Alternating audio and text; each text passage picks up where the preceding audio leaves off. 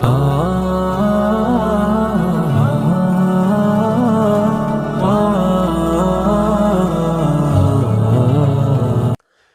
کا بابرکت مہینہ گزر رہا ہے۔ یہ وہ مہینہ ہے جس میں نبی پاک صلی اللہ علیہ وسلم کو معراج کی اللہ پاک نے نعمت سے سرفراز فرمایا، یعنی اپنے پاس بلایا، اپنے بالکل آمنے سامنے کھڑا کیا اور اس جہاں کے درشن نبی پاک علیہ السلام کو کرائے۔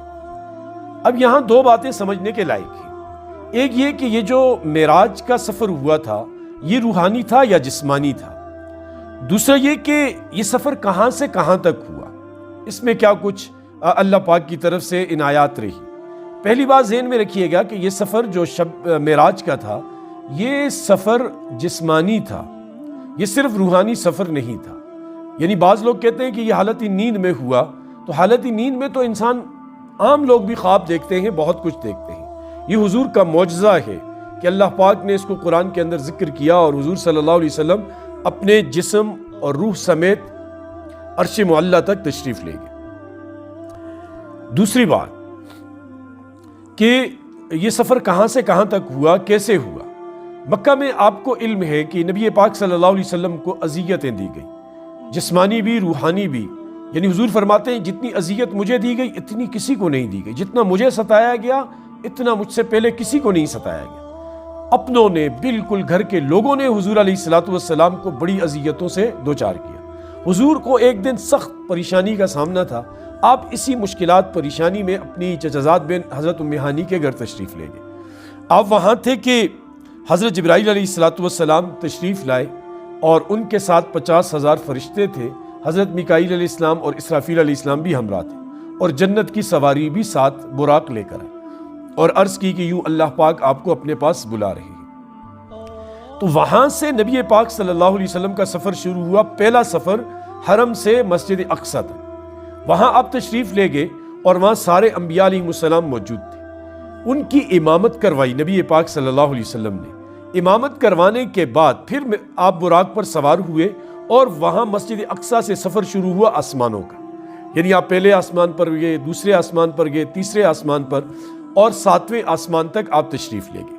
ہر آسمان پر مختلف انبیاء علیہ السلام سے آپ کی ملاقات ہوئی، اور جن کا ذکر کتب حدیث کے اندر موجود ہے کہ پہلے آسمان پر حضرت آدم علیہ السلام سے آپ کی ملاقات ہوئی، دوسرے آسمان پر حضرت عیسیٰ اور حضرت یحییٰ علیہ السلام سے ملاقات ہوئی، تیسرے پر حضرت یوسف علیہ السلام سے، چوتھے پر حضرت ادریس علیہ السلام سے، پانچویں پر حضرت ہارون علیہ السلام سے، اور چھٹے پر حضرت موسیٰ علیہ السلام، اور 7ویں آسمان پر حضرت ابراہیم علیہ السلام سے ملاقات ہوئی۔ بہت عمدہ آپس میں مکالمہ ہوا، گفتگو ہوئی، بہت طویل قصہ ہے وہ۔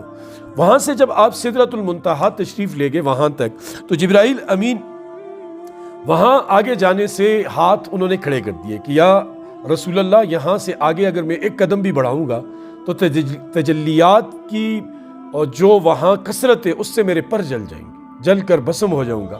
تو وہاں سے نبی پاک صلی اللہ علیہ وسلم اللہ پاک کے عرش تک تشریف لے گئے، اور جس کو سورۃ النجم میں اللہ پاک نے اس کا ذکر کیا ہے، قاب قوسین او ادنا، یعنی جیسے کمان اور تیر بالکل قریب قریب ہوتے ہیں اس طرح۔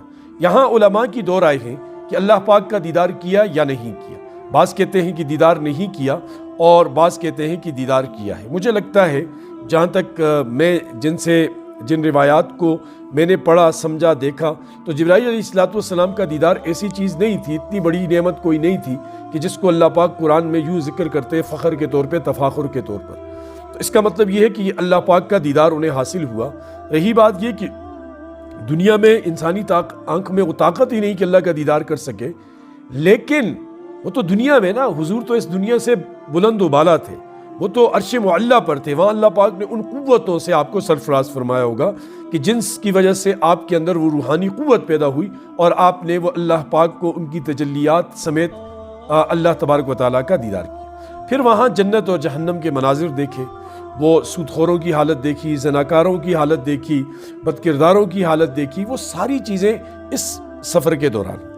جب نبی پاک صلی اللہ علیہ وسلم واپس تشریف لائے تو یہ بات جب بتائی تو مکہ کے لوگ ہنسنے لگے، مذاق اڑانے لگے۔ تو ایک تاجر جو مسجد اقصیٰ سے فلسطین سے واپس آیا تھا، اس نے کہا صبر کرو، میں ان کا امتحان لیتا ہوں، میں ابھی آیا ہوں اور یہ تو کبھی گئے نہیں فلسطین حضور علیہ السلام، تو میں اس سے مسجد اقصیٰ کی کیفیت پوچھتا ہوں۔ انہوں نے ساری کیفیت پوچھی، نقشہ پوچھا، اور حضور علیہ السلام نے ایک ایک چیز بتائی، یعنی جس طرح بالکل آنکھوں کے سامنے ہو اور حضور نے بتائی۔ لیکن جن کے نصیب میں بدبختی لکھی ہو وہ بڑی بڑی نعمتیں دیکھ کر بھی محروم رہتے ہیں، تو وہ حضرت ابوبکر کے پاس گئے اور کہنے لگے چلو آج اس کا بھی امتحان ہو جائے گا۔ اس نے کہا تمہارا دوست یہ، اس نے پہلے سوال یہ کیا حضرت ابوبکر سے کہ کوئی بندہ یہ کہے کہ رات کو میں گیا اور آسمانوں میں اور وہ جنت جہنم اللہ کے پاس سے ہو کر مان لو گے؟ تو حضرت ابوبکر خاموش ہو گئی، کہا یہ تو ماننے کی بات لگتی نہیں ہے۔ کہا آپ کا دوست محمد کہتا ہے صلی اللہ علیہ وسلم۔ تو حضرت ابوبکر نے بغیر سوچے کہا کہ جب لمحوں میں آسمان کی خبریں ان کے پاس آتی ہیں تو ایک رات میں وہ سارا سفر کر کے آئیں تو کوئی بعید نہیں، میں تصدیق کرتا ہوں، جس کی وجہ سے ان کا لقب صدیق پڑا۔ تو یوں یہ مختصر سا ایک خاکہ تھا، خلاصہ تھا یہ شب معراج کے حوالے سے۔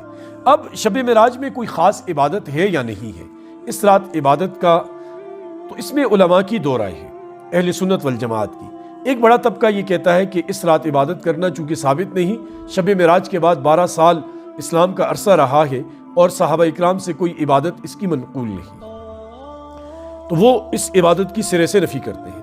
دوسرا طبقہ وہ یہ کہتا ہے، کوئی ایک روایت ہے ان کے پاس جس کو شیخ عبدالحق محدث دہلوی نے اپنی کتاب میں بیہقی کے حوالے سے لکھا ہے کہ رجب میں ایک رات ایسی ہے، وہ اس کا خلاصہ یہ ہے جس میں عبادت کرنے کے والے کے لیے 100 سال کی نیکیوں کا ثواب لکھا جاتا ہے۔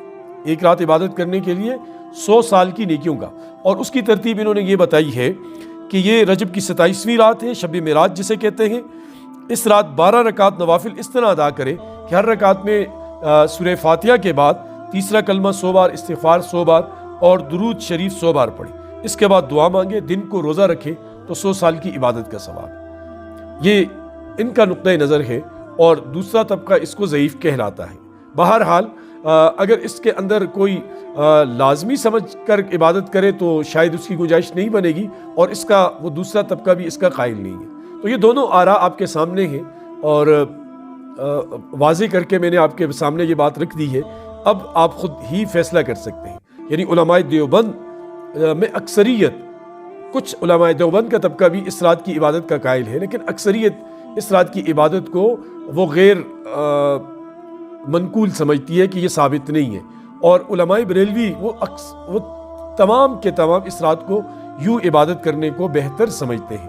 اللہ پاک ہمیں بھی اس رات کی فضیلتوں سے مالا مال فرمائے۔